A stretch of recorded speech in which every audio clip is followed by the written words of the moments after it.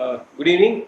On behalf of the trustees and the directors on the board of Chennai International Center, we welcome you all once again for yet another exciting and a wonderful event which we have today.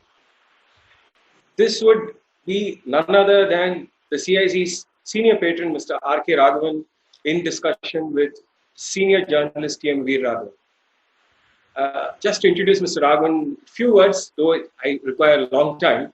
Mr. Raghavan, as we all know, has gone through a phenomenal career rise through steep hierarchy and the pressures of many contentious investigations. He has in this book, which we are having today discussion about, A Road Well Traveled, shares his professional and personal experience as a former CBI director. He has shared interesting anecdotes and experiences from some defining national events such as the Prime Minister, Mr. Rajiv Gandhi's assassination, Gujarat riots, the match-fixing scandal, and many more. Mr. Raghavan had joined the IPS in 1963 and he rose to head the CBI in 1999 and retired in 2001. Born in Coimbatore in 1941 with a graduation degree from Chennai, he held several important assignments from the Supreme Court itself, including the chairman of Anti-Ragging Committee, the SIT in Gujarat.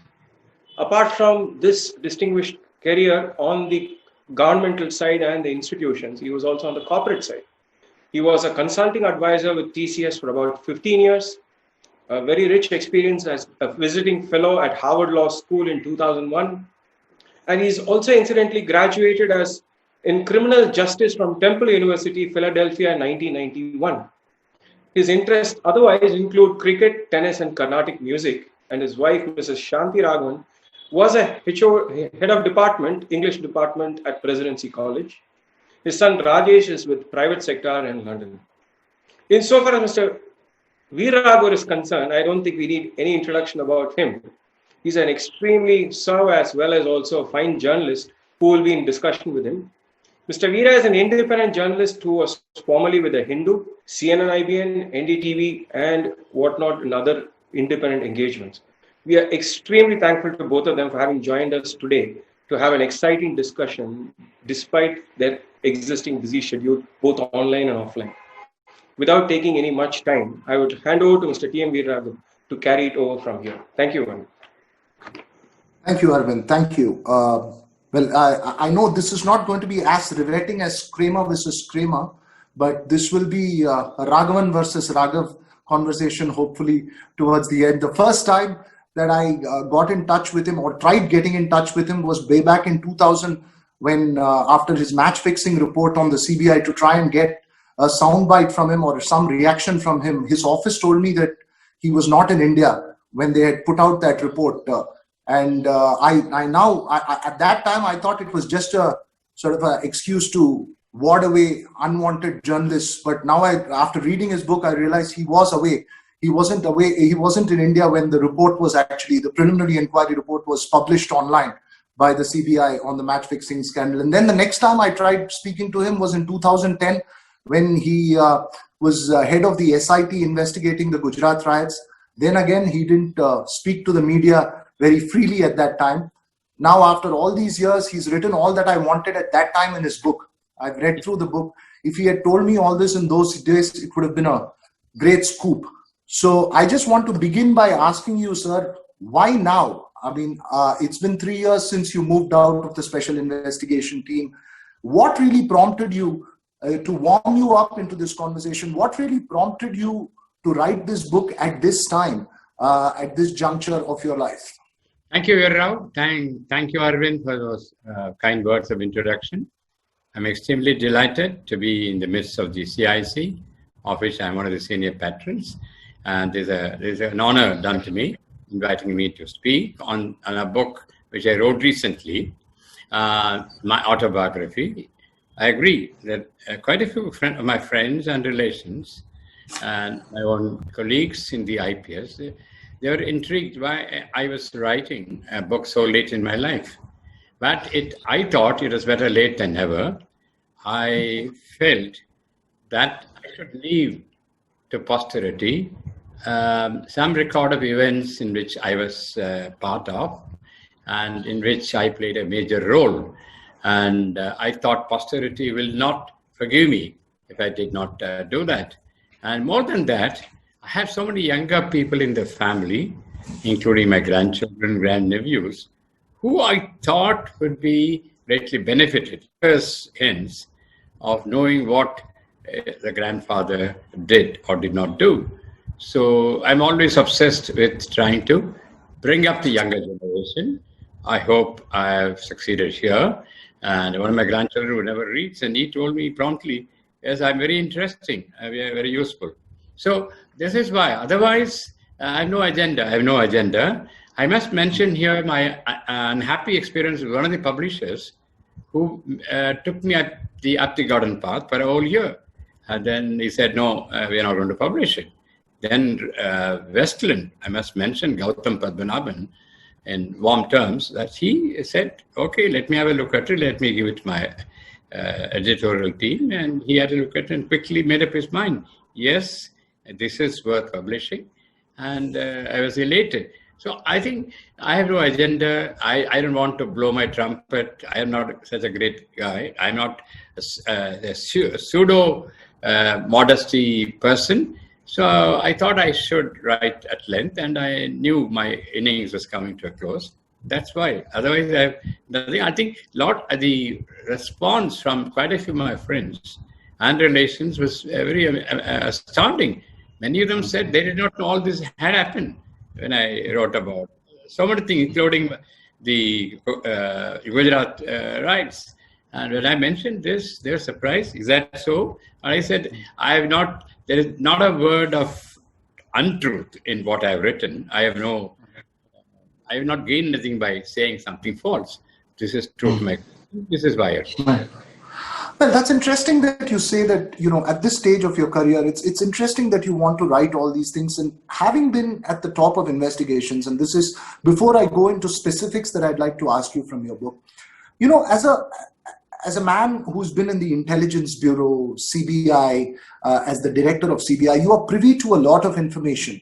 When you are writing the book, there's an element of discretion that's required into saying that, look, I can't write this, I can't write that. You could have some of your colleagues getting offended by some of the things that you've said. Have you had any such experience? Was it a nervous task when you were putting it out? Here, I'm always known for my discretion rather than indiscretion. I knew I had to, I walk a thin line, tightrope walking, and I knew that I had to be discreet and not offend anybody. At the same time, speak the truth. And I've written about something which happened 10 years ago. I retired in 2001. It's nearly going to be 21 years since I retired. And the SIT, nearly 10 years since I did something of consequence. I weighed all this, and then I said, why not I write something? If I didn't write, I wasn't very sure whether I'll be around after a few years.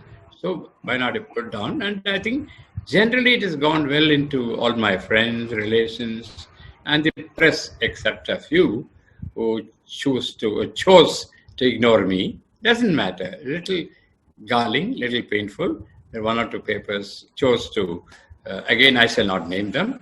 They said, no, we not have anything to do with this, possibly because of certain things I had said in that book.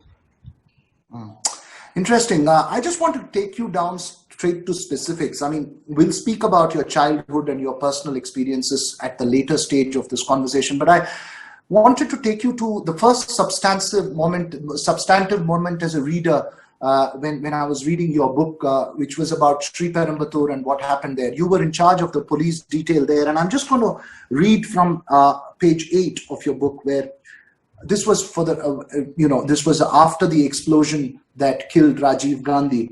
The frantic search ended when we stumbled upon Rajiv Gandhi's body.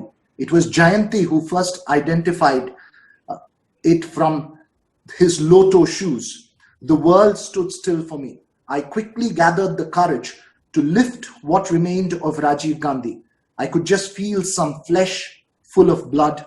I had this dubious distinction of handling Rajiv Gandhi's body first, although Jayanti claimed she did so before me. It must have been a horrific moment at that time, even for a seasoned police officer. Absolutely, you're absolutely right. The whole night I sat. There was a problem. Some of the policemen showed a clean pair of heels and they're not available. Some had gone to the hospital. And some just disappeared. Some were injured. So I was left for myself, and the crowd attacked me first. So one quick decision I took. It was a professional decision. I could, when the ambulance or whatever vehicle arrived to carry Rajiv Gandhi's body to Chennai General Hospital, if I remember right, I could, as the head of the police there, I could jolly well have got into the vehicle, got away from this horrific scene. But I didn't do that because some instinct told me that worse has happened, and my job was to remain in the scene of crime and protect the scene of crime. This is the fundamental which every trainee is taught. He should protect the scene of crime. There are others who are there to look after the victims of an attack, victims of a crime. But I should say, but it just came to me instinctively. And was that? Sorry, I just wanted to. I'm sorry for interrupting you there. Was there a sense? I mean, how would you define your first emotion? Was there a sense of guilt that, look, I was the police officer there. I should have stopped it. It could have come down. Was there a sense of remorse, shock? How would you describe that moment? As I put down my paper, I couldn't believe that this had happened. We heard some minor explosion, something like crackers taking off. Then it sunk into me much later when somebody mentioned Rajiv was missing. Then went around the whole rostrum like a madcap. Where is Rajiv? Where is Rajiv? This is the word. These words are used for about 5 minutes till we located Rajiv Gandhi's body, thanks to Jayant Rajan. So till then I couldn't believe. But the point you made, whether I felt guilty, remotely yes. After all, every police officer feels guilty if he had not done something to prevent what was expected. But that evening, there was no perceived specific threat. There was input from various intelligence agencies that the threat to Rajiv Gandhi came from Sikh militants, LTTE, and various other terror organizations. There is no specific threat. So, in a way, we couldn't have done anything to prevent it. In a way, as a police officer, I can't say I didn't know about it. That's why I wrote, a lot of people have missed reading. I made a reference. At the end of it all, at the end of the Verma Commission, I went up to Mr. Justice Verma. I told him, sir, in camera, switch off. In camera, I told Mr. Justice Verma, he's a tough person, but a very benevolent. I told him, sir, I did my best. But best was not good enough. I said, but unfortunately, Mr. Verma is not anymore with us. I told him clearly, 100% truth, that I take full responsibility for the death of the Prime Minister and so many, more than 10 policemen. And I'm really sorry that this has happened. And in a way, telling him you impose any penalty on me. So in fact, in one of your later chapters, I mean, in the earlier chapter, you recount that as an intelligence officer in Tamil Nadu, you had organized several visits of Rajiv Gandhi. You narrate Absolutely. a filter coffee incident and this one. You seem to, from your writing, I have a sense that you were very fond of Rajiv Gandhi. Absolutely. Were you very fond? Fondness is understatement. Even that evening, when he walked into the meeting, late in the evening, light wasn't sufficient. His face was radiant. Somehow that I was drawn to him like a magnet. And that the earlier visits, about 5 visits he made as Prime Minister when I was IG Intelligence. Mr. Mopanar would vouch for it. And we used to start at about 9 o'clock in the morning. He will come fresh as a rose. And the travel will end around midnight. Not before. four such visits were there. And I saw, let me be frank, I never got to speak to him, nor did he ever know me. I don't think if anybody had mentioned my name, he would have recognized me. No. That's the kind of bond I had. He did not, I made a statement, he did not deserve that kind of a death.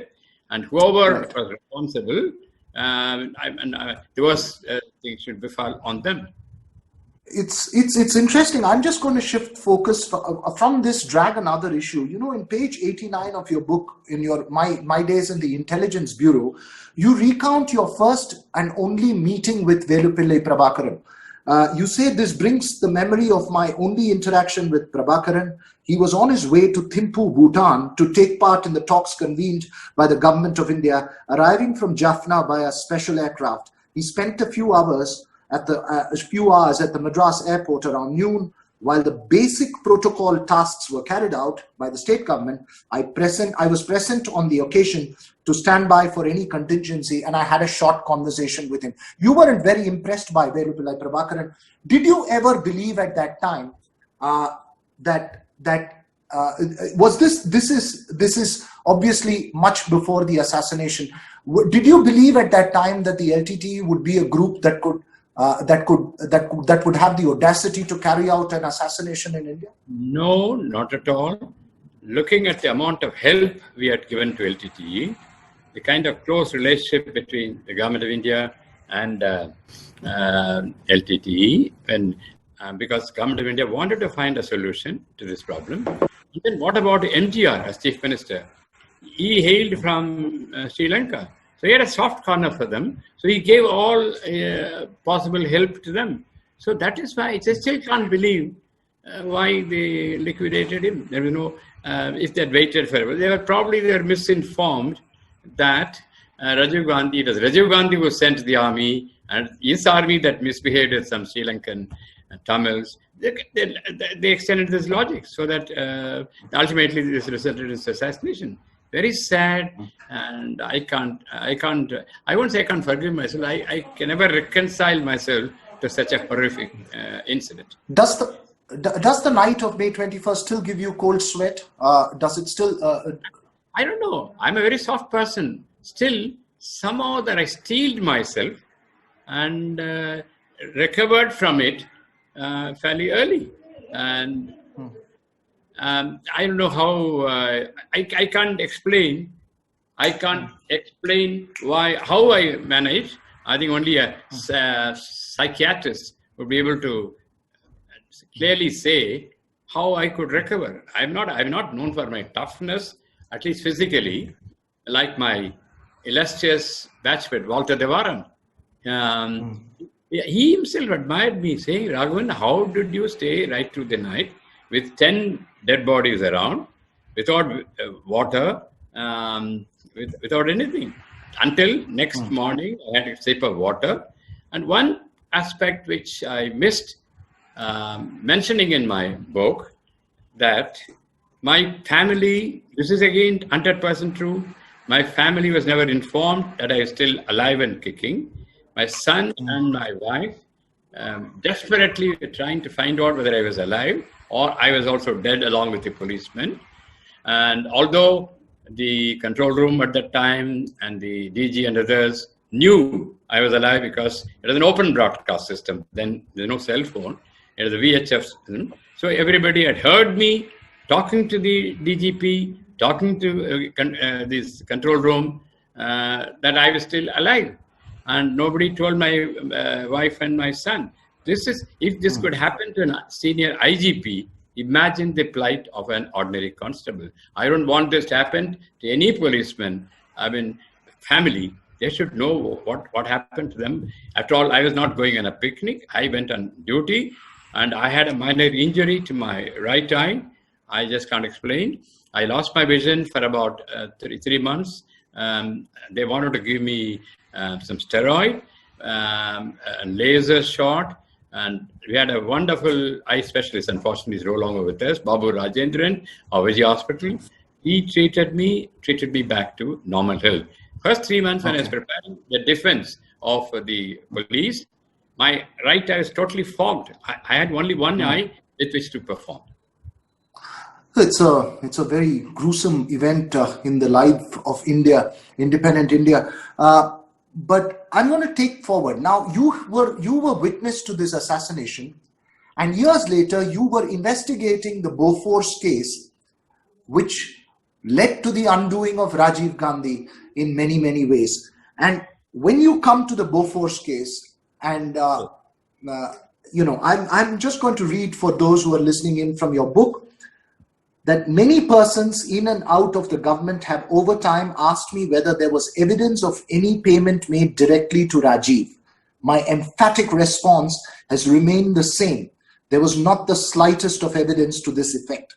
The big question mark was and is with regard to the money received by Quattrochi and the Hindujas, both known for their links with the Gandhi family.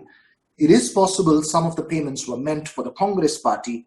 It is difficult, however, to confirm this. So in every way, you seem to not exonerate the Congress party or the crime, but you are willing to exonerate Rajiv Gandhi. How difficult it is it as an investigator to have been fond of a major political personality, seen his death in such a gruesome manner, and then sit in judgment of whether he was involved in a controversial case or not?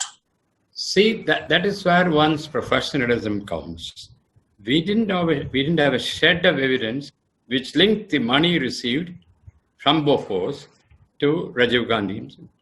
It is possible it went to somebody close to Rajiv Gandhi. It is possible, see, a conjecture. So when I don't have evidence, how can I say that Rajiv Gandhi received money? We don't have any evidence. That's why I'm willing to give the benefit of the doubt. And I can't be excoriated for saying in such clear terms that no, he did not receive the money. That doesn't mean I'm exculpating him, but I had to be professional, clinical. That's why I took this stance, and come what may, I'm still sticking to that stand. Did you feel sad that he had to go through what he went through in his life just before his death because of this, when you found out that he didn't have anything to do with it? I don't think you should link these two. That was an assassination, murder as an individual. I can't say how much I felt, me and my family. And how can you, and that too on Tamil soil, such a wonderful person, always cheerful. That's why I made a mention. He may have been petulant, but he was never malicious. He never vengeful.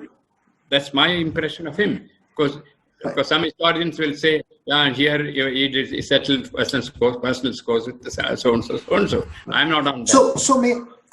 I get it. I'm not trying to link it. I'm just trying to probe further what the mind of an investigating officer would be going through. This is primarily because in the very next page, in page 133, you say that Bofors case will remain an example of how a genuine case can be deliberately sabotaged by a government run by a party which has a lot to hide from the public. I have also heard of a senior minister with great legal acumen attempting during the progress of the preliminary inquiry to tinker with a crucial CBI letter to the Swiss authorities. May I nudge you to name that minister?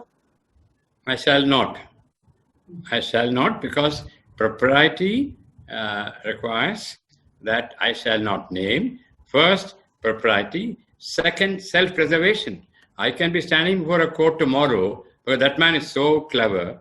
He will say you're guilty of defamation. So I'm going to be 80 next year. I don't want to face trial so late in my life. I would like to go peacefully and not face any travails in the court. So when you were typing your book out, did the name inadvertently come and did you have to delete it, or were you very clear it wasn't going to come? I was very sure what I will mention and what I shall not. Yeah. I'm very... So I know, no flip.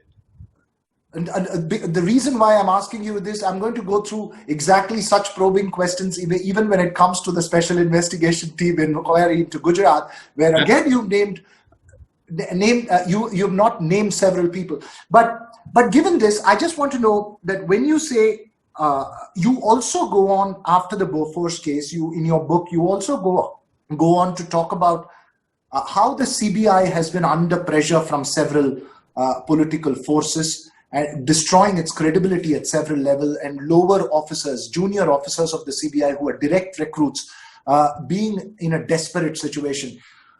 Now, you also point out to the laws how the CBI is dependent on state governments with an appendix and on the Delhi, I think it's the Delhi Special Polices Act that the CBI has been formed under.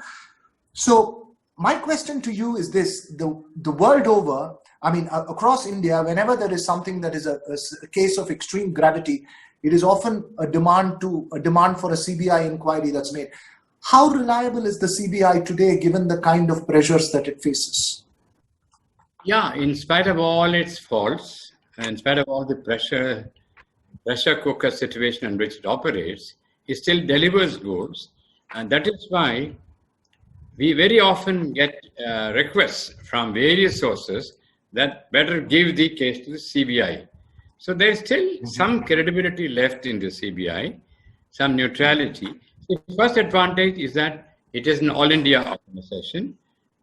Its officers are drawn from various states, like the same credibility which many central paramilitary forces enjoy, like the Central Reserve Police, Border Security Force. So no state accuses CRP, BSF as being parochial. Same way, CBI enjoys this advantage.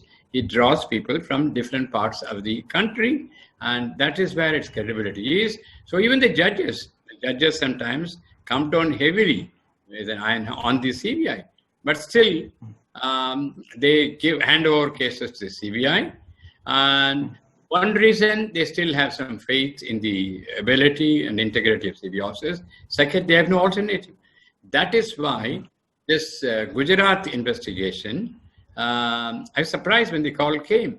The first time, Supreme Court was creating this device of a special investigation team. So that, because of my position as a former CBI director, they said you will head the team. Because this is the kind of via media between the CBI and the state police have this device. Since then, it has become very common. At that time, it was a novelty that there was a special investigation team comprising of former CBI directors. I had a lot of independence to choose whomever I wanted. Right. You're remaining loyal to the agency that you served and defending it in public in terms of its credibility. That's fascinating. Just as you're being loyal to your sources and to the people who troubled you, including that lawyer that we spoke about last time, who you don't want to name. But I'm going to shift focus right now, because it's not just in your book. One of the learnings that I got was that it's not just politicians or bureaucrats who can pressure the CBI, but even cricketers can. You were in charge of the match fixing investigations, the preliminary inquiry, which you very lucidly recount in your book.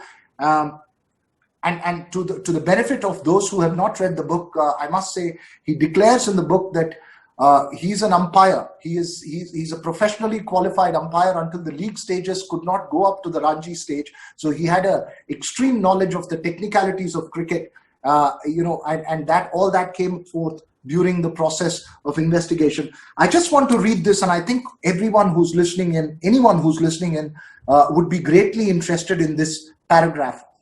I was amused how quickly some former and current cricketers tried to throw mud at one another. One former India captain, Mr. X, actually fixed up an appointment with me to ask why a particular high-profile colleague, Mr. Y, was not being investigated. He came home, much to my delight, and over a cup of tea gave me some information suggesting that a former India captain was also guilty of misdemeanor. Could we please know Mr. X and Mr. Y, sir? Absolutely not, because those two cricketers are still alive. God has been kind to them, so they are still alive. They're good people, good men. I don't know. It is very difficult to believe one against the other. I mean, both are equally, I won't use the word notorious, both are infamous. Both are infamous as far as money and intrigues are concerned. So, but anyhow, see, that was the one thing which I would trumpet about myself. Anybody wanting to meet me, I kept an open door, gave him a cup of tea, and listened to him. This is the mistake which many of my former colleagues and present colleagues do. They will just say, "No, I can't see you."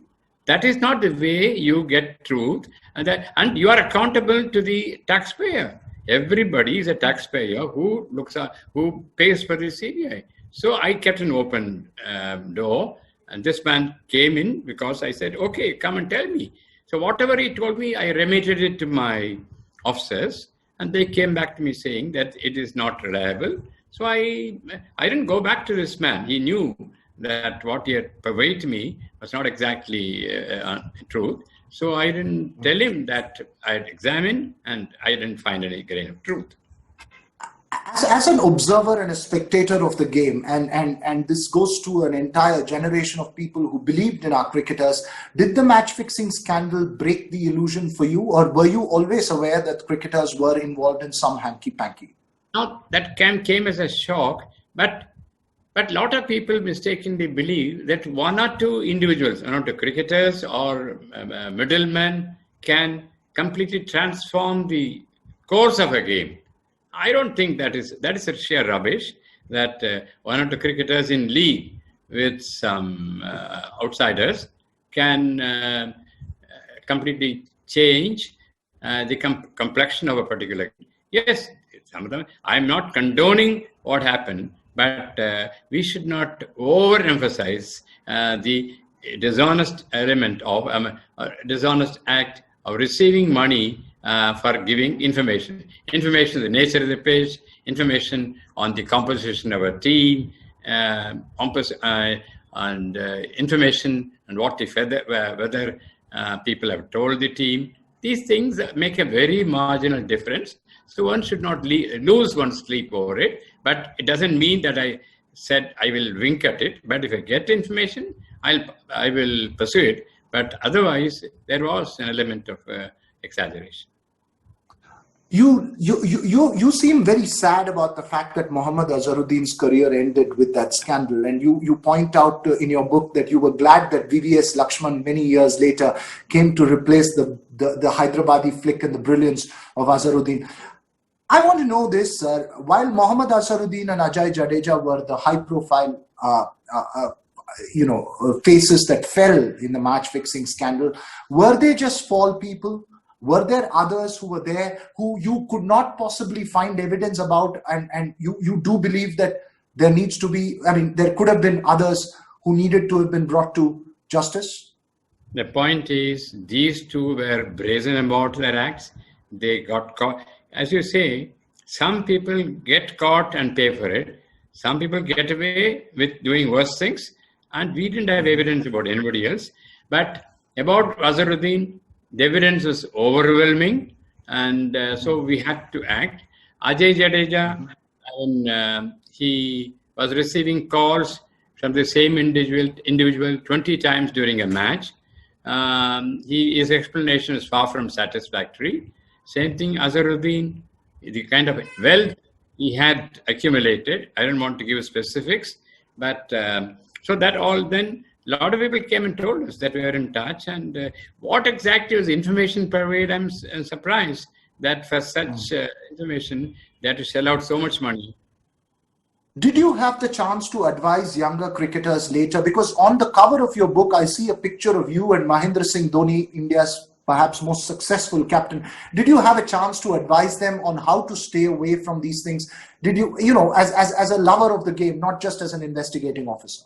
I've written about it, but I have not had a chance to speak to any of them because I was not invited. Even now, I'm itching to go to schools and colleges, talk to students about integrity, about modern values. But even after so many offers, I invite myself to speak. Nobody is interested. They'll be interested if I talked about CBI, if I talked about Jayalalitha, but not about morals and values. So I'm also going to now nudge you into moving about the SIT in Gujarat, which is post your CBI director days. You get someone to head the SIT by the Supreme Court into perhaps the most controversial event since 1991 that India has seen. Something that possibly changed the face of India at some level, or at least sparked off a process of change that possibly culminated 12 years later.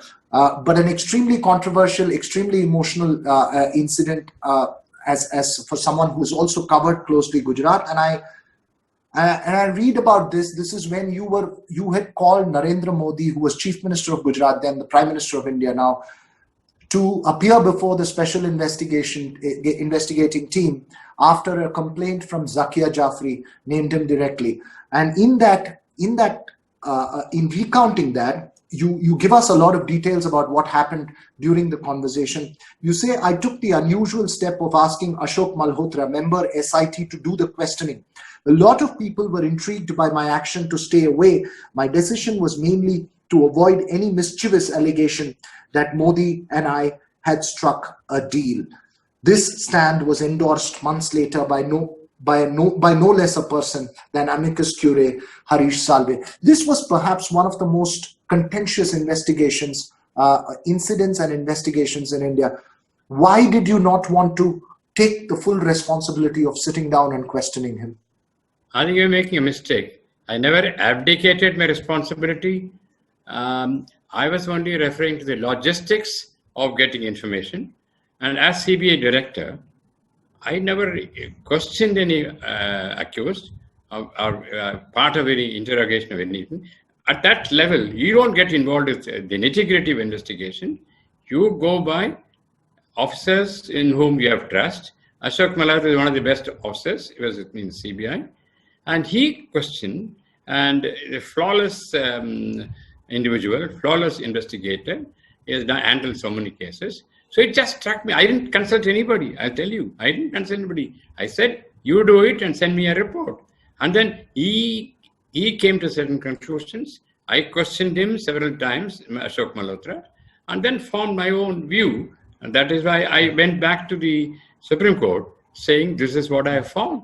And I had the discretion. If the Supreme Court did not believe what I said about one individual or another individual, it could always have re-investigated the case. But they did not do it. So, and you have given categorically, you've stated categorically, and this you've stated in public before as well, that there was not an iota of evidence linking him or any of the allegations that were made against it. So you have completely exonerated. There was no doubt in your mind of any potential involvement?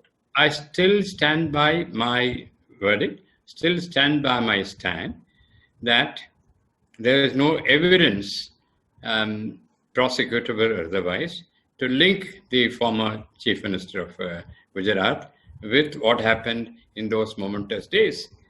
If I had taken the case otherwise to the court on a charge sheet, egg would have been on my face. I go by the evidence collected, evidence available in documents, and so that's what I didn't do anything great. I went by record, I went by oral evidence, so it convinced me that there is nothing against the former Chief Minister of Gujarat. May I just nudge you a little bit and be a little mischievous and ask you here that in the Bofors investigation, you completely exonerated Rajiv Gandhi, but not the Congress party. In this case, you exonerate the Chief Minister, but did you find any complicity by his colleagues or the government of Gujarat?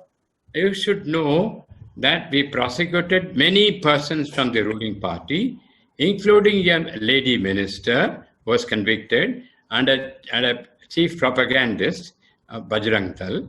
So both were convicted. Later on appeal, probably the court took a different view. Likewise, we prosecuted so many from that ruling party. People are seen at the scene, against whom there is fundamental evidence, solid evidence. So I didn't go by personalities. I went by the evidence available. So nobody can complain that I was partisan. We prosecuted of the ruling party. I want to ask you here another interesting revelation that you make in page 197, that while concluding my account of the special investigation tenure, I must also mention the duplicity of a senior advocate who had a high position in the then central government. Although I had known him for a decade and we enjoyed a reasonably good relationship, he was not reconciled to my stewardship of the SIT. I again assume you're not going to name who this is. I'm not going to name him. The same reasons that that particular individual is highly vengeful.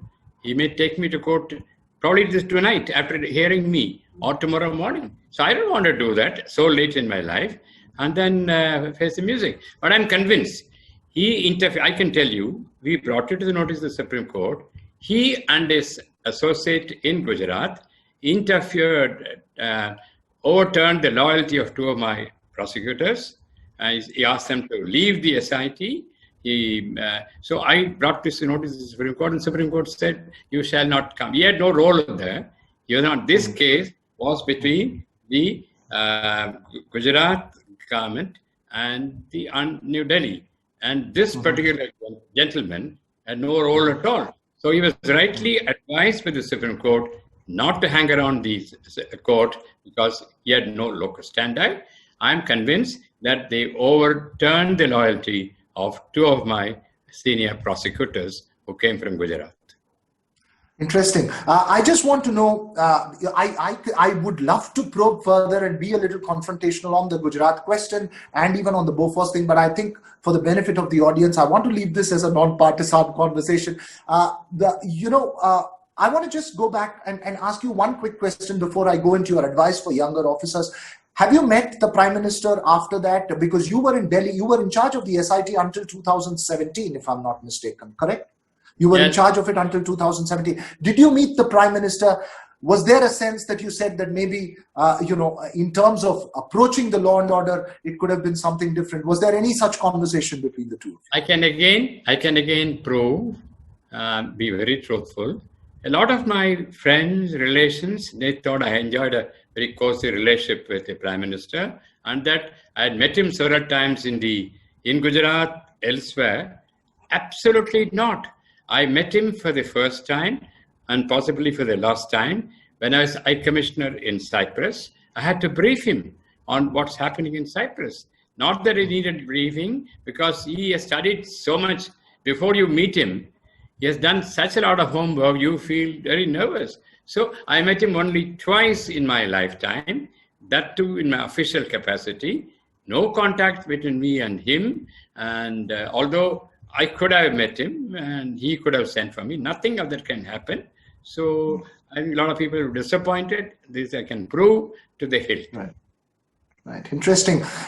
Because in your book, you recount your meetings with Vajpayee, you recount your conversations with L.K. Advani. And now that I've asked you about Prime Minister Narendra Modi, I want to ask you, did you get a chance to meet Mrs. Gandhi after the assassination of Rajiv Gandhi? I meant Sonia Gandhi after the assassination of Rajiv Gandhi? Or Again, I have never met any member of the Gandhi family. I never met.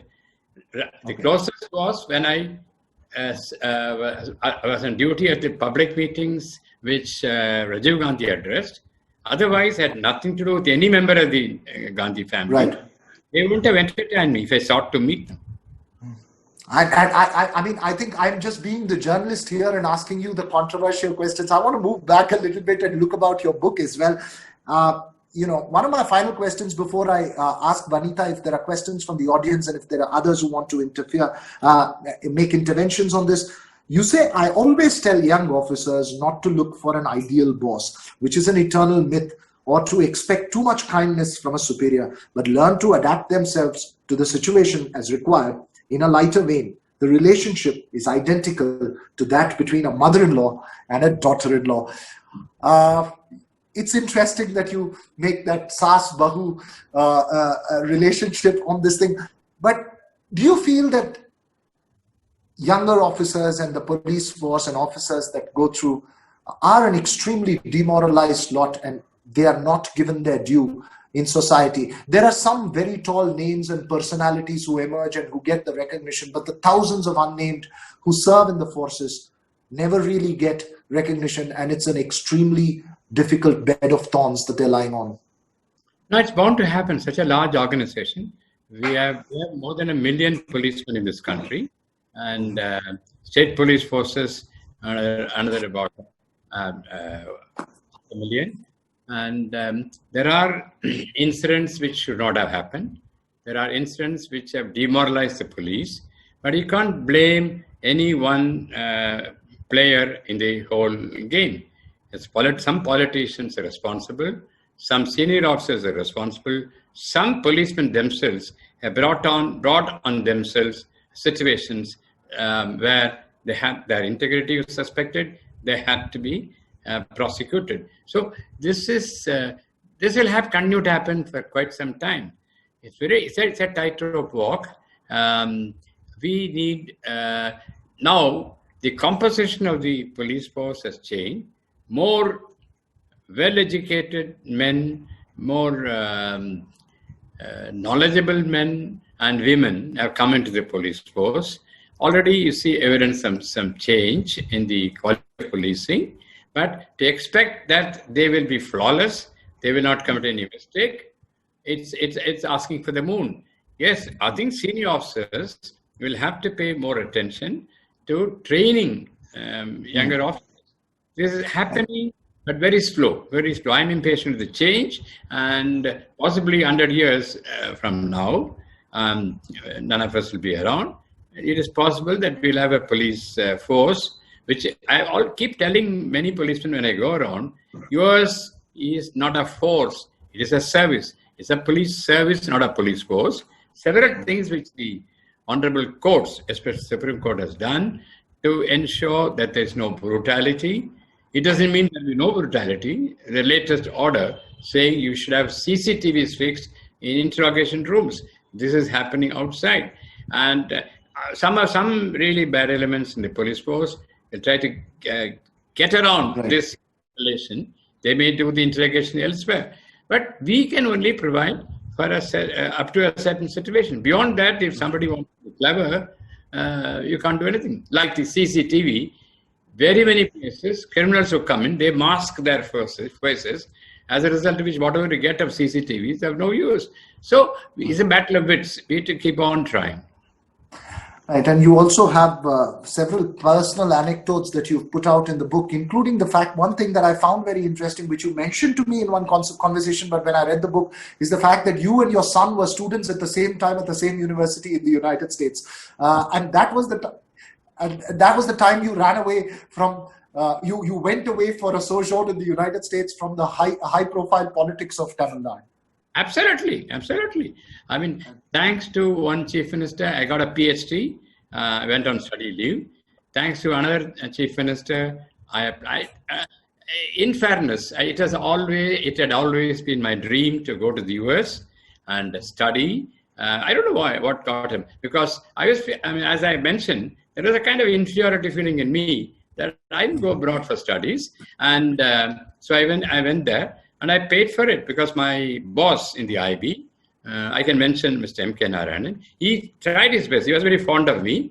He tried his best to persuade me not to go because you will be out of this queue. You will definitely end up as director IB. You want to throw it away and then still want to go to the US. He advised me, but I had made up my mind. So I went to the US, and I feel a new world had opened up to me. And I have no regrets. I have no regrets that I went to the US, lost out in the queue to become director IB. I became probably something better, director CBI, and I'm probably better known now than any DIB. Of course, many IB officers will look askance at me. And you recount your confrontation with the DIB of Delhi at the time when you were DCBI, at Shamal Datta. With Mr. Shamal Datta. I just want to ask Vanita Shankar if there are any questions from the audience, because I have one last question to you. If Vanita, if there are any questions from the audience, you could take that forward. Otherwise, I could just take this one last questions from the audience. But before that, we have two surprise guests today. So before we get the surprise guests, I just wanted to tell Mr. Raghavan that we will now have the questions from the audience as well as the conversation as well directly with them, sir. Yeah, so the special guests today know Mr. Raghavan very well. One is Gautam Venkatramani. I'm going to invite him as the first guest to come online. He knows Mr. Raghavan very personally. So over to you, Gautam. Hello. Good evening, sir. I think, first of all, I must thank Anita for the opportunity given to me today to talk to you. When I first saw the title of your book, A Road Well Traveled, I was reminded of Robert Frost's poem, The Road Not Taken. After reading your book, I can say that there are very few roads that you haven't taken during your illustrious career. So I can say it's a very interesting read, sir, and I hope that thanks to Gautam Padmanabhan and Westland, they have discovered another diamond in the rough in terms of a great writer. So I just have a few questions for you, sir, if you don't mind.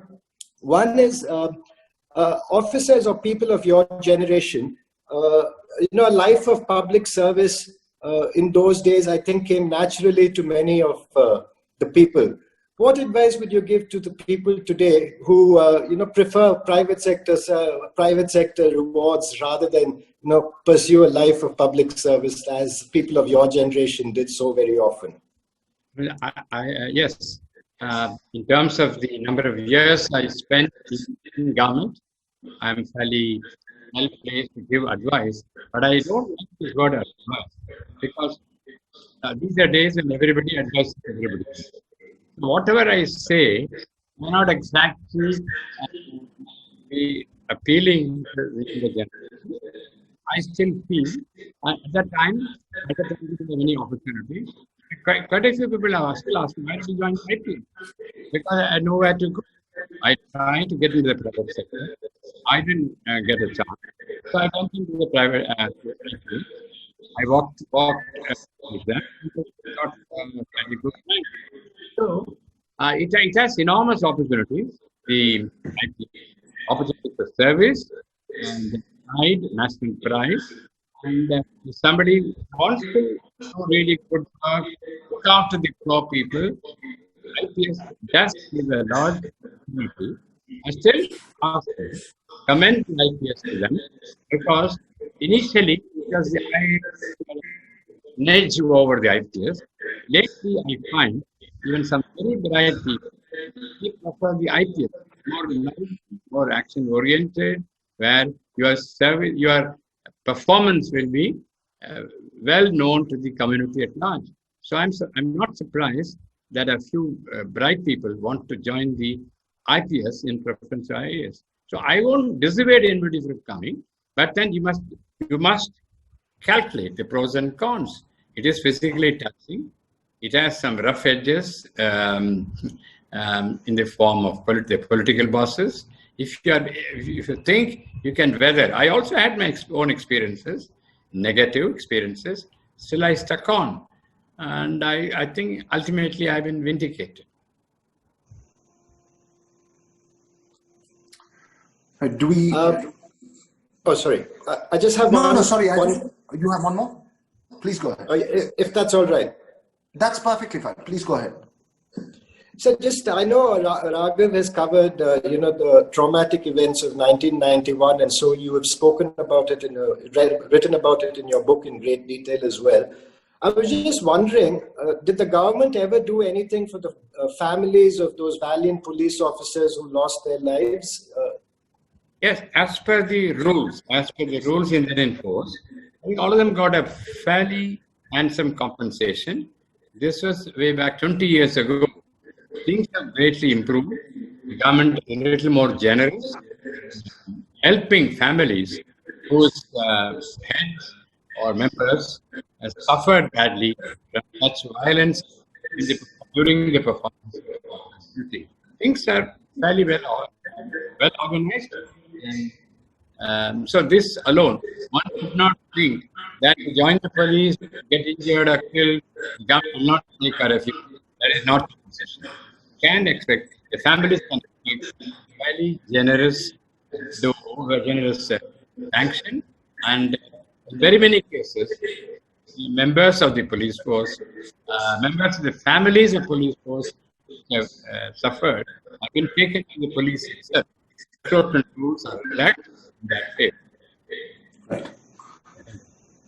Should we get Ratna now to make her comments, her question? Yes, sure. Ratna is a very dear friend of Mr. R.K. Raghavan. I think they're family. But she's refusing to show herself. Yes. She's got her video switched off. Oh, there she is. How are you? Such a pleasure seeing you. Hi, Veer. I'm going to say a first hi. Hi, please go ahead, Ratna. You can pose your comments or your question to Mr. Raghavan. Thank you. Good evening. Very good evening, Uncle. It's such a pleasure, such an honor to be here and to actually be talking to you. So, a very, very good evening and warm welcome to everybody in the audience. For a moment, I want to interrupt you. This is a case. This is a case where the father-in-law and the daughter-in-law mother-in-law also got on very well. Ratna is a supreme example. I knew her in-laws very well, and she got on very well with her in-laws, particularly. So that should be a lesson. We should profile that as a lesson for the police force on how a senior officer and junior officer get to the secret of getting along. Absolutely. And like the old serial Kabhi Saas Bhi Bahu Thi. That's something that we watched so often. So, Uncle, the book has been interesting, riveting, fascinating. I cannot stop talking about it. I feel extremely emotional also because I've seen you at close quarters and we've known you for so many years now, you know. So, I'm going to start. Your book started with poetry by Kipling, you know, which starts as if. So I know life is all about ifs and buts and the decisions we make. So I'm going to start with if, and if it was not for the uniform that I wore, I would not have had the privilege to serve my country. If it were not for my parents' blessings, I would have long perished and struck by calamities. If it was not for the calm head on my shoulder and the patience, I would have never had the chance to be in pursuit of further knowledge in foreign shores and far beyond. And above all, if it were not for my lady love, my beloved wife Shanti would have never understood true love. To me, this book is not just about dedication, discipline, and love for the country. It's about two individuals, you know, and how well they have complemented each other and, you know, seen through events and places. And that's what makes Shanti Auntie and Raghavan Uncle so special. You know, when I saw this book, I thought, yes, the face is Mr. R.K. Raghavan, but the person behind standing solid rock is the shadow of Shanti Auntie and Rajesh. And through the book, Uncle, I felt their presence, you know. And if I could say, they're one of the cutest, wittiest couple ever. And, you know, there's so much of love between them. The way they enjoy small things in life, like, you know, reading poems, watching movies, you know, going on holidays together is something that they've really enjoyed. And that is what has made their life so interesting. And if Vanita and others will give me, you know, about 2 minutes to talk, I'm going to go on a personal note and talk about Ratna, before that, can we get Mrs. Raghavan also on the video, please, if she's around? Absolutely.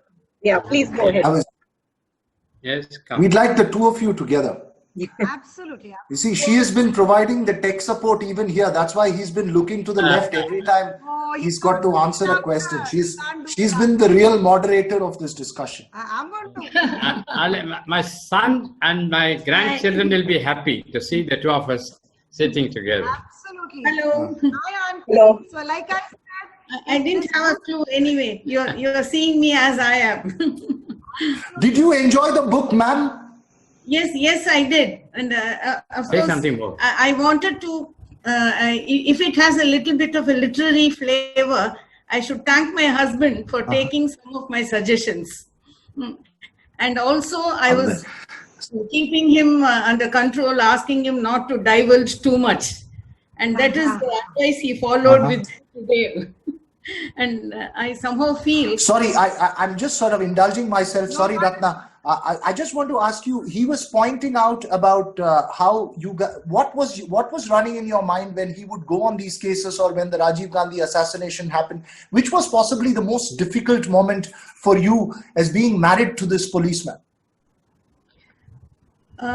Well, he always put duty first, and at times I used to miss some attention that I could have got, but my job kept me busy. I must thank him for having allowed me to have a career. And secondly, what I liked about him was that he never mixed up office with home, and he would rarely discuss any of the official matters with us. And as regards Rajiv Gandhi, I was supremely grateful to God that he was alive. It didn't bother me very much about the consequences. We put our trust in God, and we knew that justice will prevail. And that is what helped me to go through those very difficult days. And he faced it with a lot of equanimity. And for that, I give my thanks to the Almighty. Thank you. Thank you. Thank you so much. Veer, you took away some of which I wanted to tell, you know. So, but Auntie, I'm really sorry. No, it is in the line. This is a terrible habit of these television journalists, who I hate myself, but my colleagues, and this is an instinct which can't be thrown away. Please go ahead. When we see this book, and the book recounts of the police officer that he is, and the structure that. Yes, uncle. So, and then for me, it is Raghavan Mama and Mami, who are friends of my father-in-law for years, and the simplicity that, which is the simplicity thread that is there. And I realize that is there. He has carried that in every work that he has undertaken. And, there's no fanfare in any which ways. They have, whether he was the highest uniform that he wore, and when he retired, he just very casually slipped into moving into an humble abode and taking care of responsibility, or even when when he became the ambassador of Cyprus, I have seen them extremely simple. And one thing that I like to mention here, uncle, at this point of time is, I remember the day before they left, or on the eve that they were leaving, they called in home and said, we are coming home for dinner for rasam and molagu kolambu, and so we were really happy. And he said, that's all that we want to eat. And as I read the book, I realized that my father-in-law is no longer here, but what he has been doing is maintaining relationship with people. So it's about holding on, maintaining relationship with all of us. And he writes in his book that I have more friends that I don't think I need anymore, So people who are close to him, it means a lot, and he has built the relationship for us. That is, to see him today where he is extremely emotional. Thank you for all that love, uncle. I understood this today. It was not about coming and having dinner, but it's coming and maintain that relationship with us. For somebody of your stature is beautiful. And I must add one thing here, uncle. Uncle could be a Punjab Sher, but he works hard to please his wife, Thank you. Thank you so much, Ratna. I think Gautam has one or two questions as well to ask, right, Gautam? Go ahead. Yeah. More than questions. Sir, I remember one of my first interactions with you was dealing with you in a tiebreaker during the Gymkhana quiz, maybe a decade or so back. I was wondering, where did your interest and love for quizzing come from, and do you still take part? Because now with this pandemic, we're having plenty of Zoom quizzes every month, and was wondering whether you'd still like to come and take part in some of those. My quizzing began when I was in Presidency College, and myself and my partner, we won almost every competition, intercollegiate competition. And later on also, either I was a participant or a quiz master. I liked it immensely. Now, I would like to continue to do it very old, according to the world. But don't see it, but then the world will not accept me. So, quizzing is something. Yeah. Right. And just the last thing, sir, do you feel any time a little bit bitter that perhaps your reputation may have been tarnished a bit unfairly due to some of the reasons that Mr. Veera Raghav spoke about, in the course of your professional career, you've had to give some delicate findings. Would you feel that unfairly you have been targeted for whatever reason? That happens to very many police officers. I am not the only person who has gone through such difficult moments. It happens to very many, and it happened to me also. But ultimately, I emerged unstuck. That's what. Because the very first to ensure that I did not become CBI.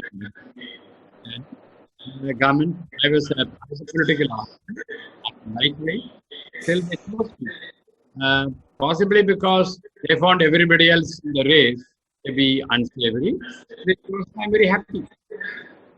Thank you, sir. I think we have some audience questions. We'll have to move to a couple of audience questions that we have. Quickly, if you may allow me to just read it. One is from Rangarajan Madanagopalan. He says that my son wanted to get into IPS. Later, he did research and felt that he didn't want to be bowing in front of politicians. And so what would you say to such youngsters? Is there hope for a fulfilling career in IPS? Now, the point is we always blame the politicians. I mean, it is definitely a very valid, credible charge. But what about the people, the common man, and those aspirants who want to join the IPS?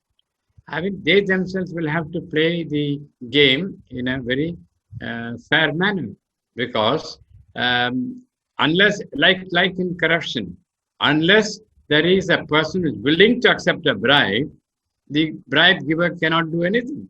The same manner, so if the average police officer behaves himself, then there is a question of anybody misbehaving with you. I mean, this is a very simplistic statement. I may be lambasted for taking such a simple, making such a simple prescription, but it's partly true. Many of us in those days, I started my career in 1963 and I ended it in 2000. Those early days, there were a few people, Serbic people who tried to harm me for my stand. I mentioned in one particular instance, when I was transferred out of my subdivision within a year of my posting, all because I caught hold of two ruling party men, literally with their pants down. But they went to the chief minister. Next morning, an order came transferring me to a place called Takkalai. I've never heard of it. You can't even locate it in the map. And then I didn't pack up. I didn't pack because I knew that this was such an unfair order. I cannot be displaced. Right as he was, then a lot of people from the locality, from my subdivision, went up to the chief minister saying, you are penalizing a state powered officer for doing what the law enjoined on him. So there are ways of getting over it. I'm not again saying that everybody, you have to face the penalty for being straight. And sometimes it pays, sometimes it doesn't. Interesting. The next question is from Ranganathan. When do you see a woman heading CBI? Beg your pardon? When do you see a woman heading CBI? I backed a horse which ultimately didn't find acceptance. I don't want to mention name again. I backed a lady who worked for me, extraordinarily accomplished, excellent reputation. She has worked for me, and I would rate her probably among the highest even among men. But she didn't make it for a variety of reasons. I think history will not forgive those who prevented her from becoming the head of CBI. But how long can you prevent a lady from heading the CBI? It's a question of time. And a lady can do as well as the man. Probably some of them can do even better than men. Sure. The next question is from Ramesh Subramaniam. He says that in Rajiv Gandhi assassination, IB got the camera of Hari Babu and the Hindu got some pictures from that. And then the film role was given to CBI. Is this the protocol for an investigation? Yes. Now, again, I would not like to comment on it because the facts are very hazy. And if I said anything, I would be grievously wrong in terms of facts. And you say the IB gave a camera to somebody. And I don't know, because you will understand that I was part of the security team. I did not have anything to do with the investigation, which was taken over by the local police CID and then by a special investigation team led by Sri Karthikeyan. So a lot of people think that I investigated Rajiv Gandhi assassination. It's factually wrong. I was a witness in that case, and I told the court what I saw, and that's about all. The only thing, the camera there played a very crucial role, and I protected it right through the night and formally handed it over to the CID team, which came early in the morning. If that camera had not been there, possibly we would have lost a very vital clue. And for this, I was lauded by the Supreme Court of India and many others. Thank you, sir. The next question is from Ramani Hariharan. He says, based on your investigative experience, can you point out 4 things state police can improve their capability? 2 is, if you want to revisit critical situations you went through, which is the one you would pick? Will you please repeat? I couldn't hear the first part. So he says, based on your investigative experience, can you point out 4 things state police can improve their capability? And if you want to revisit critical situations you went through, which is the one you would pick? Yeah, the point is state police generally is regarded as incompetent in terms of criminal investigation. And that is why there has been a suggestion for some time to time that we should have something like the CBI in the state police. The crime branch CID plays something of that kind of a role, but it's not. It's a halfway measure. If you can create an ACE criminal investigation cell in the state and equip it very well, and then give enough incentives for those officers. Now, the CID jobs are totally unattractive, unpopular. If you post somebody to the CID, that character runs away after some time because it involves hard work, collection of evidence assiduously and accurately. So this is one flaw in the way police is organized in this country. And again, training. I mean, there's a big question whether you can train, we can train young recruits to concentrate on crime and spend all their time in criminal investigation. That's a suggestion which is endorsed by some and opposed by many. If you can have, like the CBI has got one band of direct recruits who remain in the organization and learn the ins and outs of criminal investigation. So there is a debate as to whether we can have such an outfit in the state police so that we have ace investigators who will not get mixed up with the law and order police.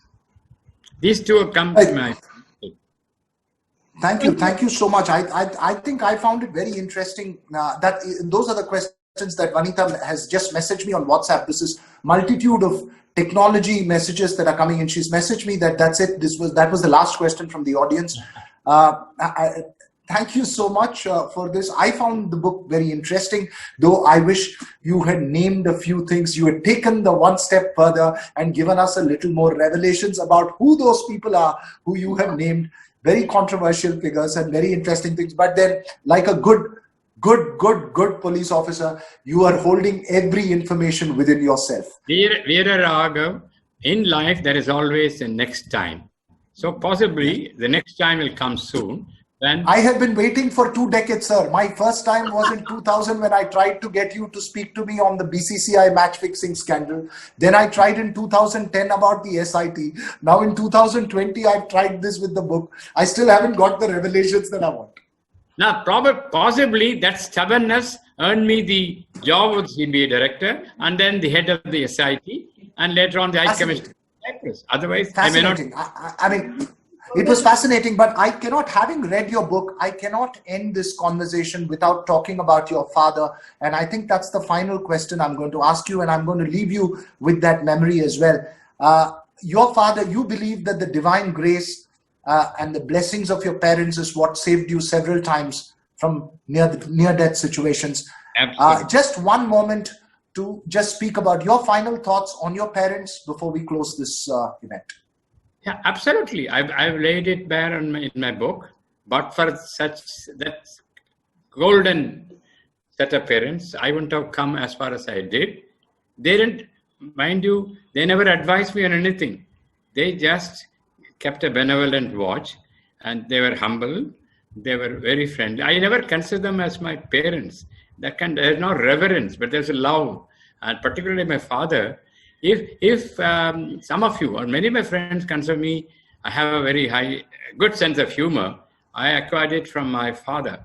And so, but for him, I wouldn't have been humorous as I am. And my mother cultivated. No, that's okay. I think Vanita has not switched off her mic, so there's some conversation at the backdrop, so you can go ahead. Yeah. So, my parents were ideal. I mean, every son or daughter would say my parents were the best in the world. I don't make such claims.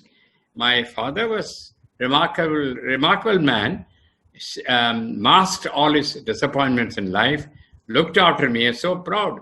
If he had still been alive when I became director CBI or High Commissioner, which is impossible because such an age gap, but I would have been the greatest. My mother also, as I mentioned, I hugged my mother twice in my life. Very unusual in a South Indian family.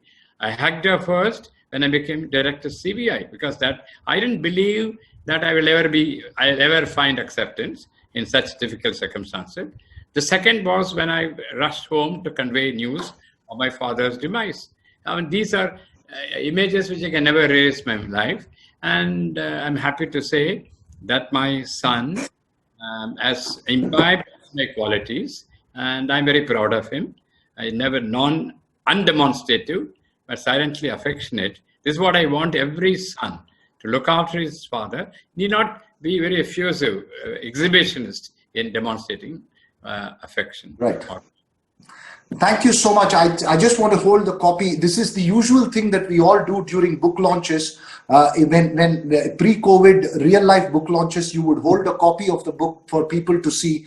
This is the book by Mr. Raghavan, Road Well Traveled.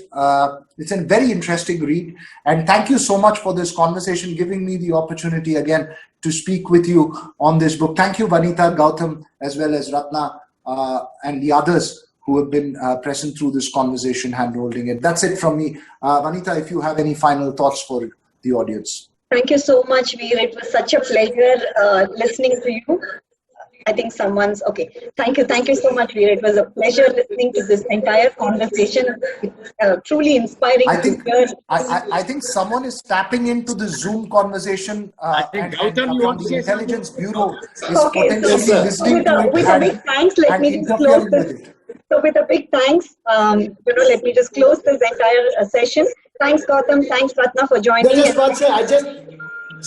I'd just like to be a bit shameless and do a bit of self-promotion. The copy is widely available, especially in Higginbotham, so I would urge all of you to come and pick up one as soon as possible. Sure. Thank you, Gautam. Incidentally, won't speak in bottoms. He's very humble, very modest. He won't speak in. Thank you, sir. Thank you so much. And thanks to all who have joined today. And we hope to meet you all soon. Thanks. Bye. Thank you very much. Thank you. Bye-bye. Thank you.